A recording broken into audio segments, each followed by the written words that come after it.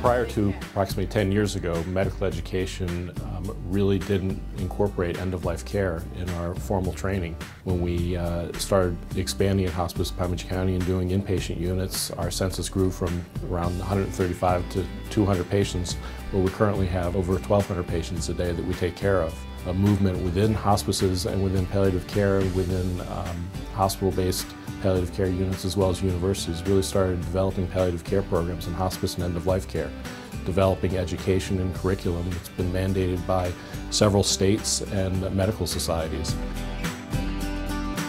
The fellowship program is pretty unique because it exposes you to all aspects of hospice care. Hospice care is not just about working on a unit, it's also about doing home visits and about doing assisted living facility visits and nursing home visits. Talking with families, that's a huge component of what I do. It's seeing any new patients that arrive on the floor while I'm working, doing my day-to-day rounds. Afternoons are more variable. Sometimes I deal with ongoing family issues, deal with new patients.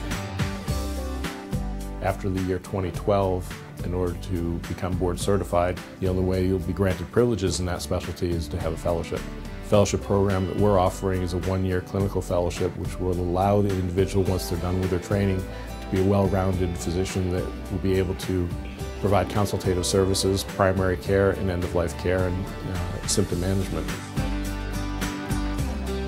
The reason for doing a year-long fellowship is because this is different to any other type of medicine that we're trained in.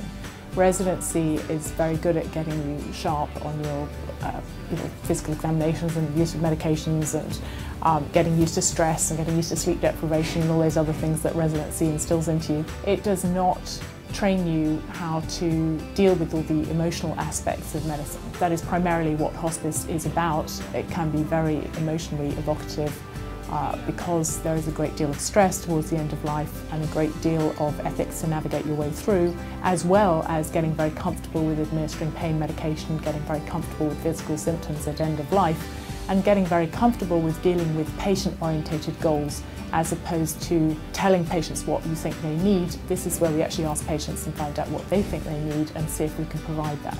I think it's benefited me a lot in my ability to explain things and my ability to accept that sometimes they're not going to think the same way I do and I still have to abide by their wishes.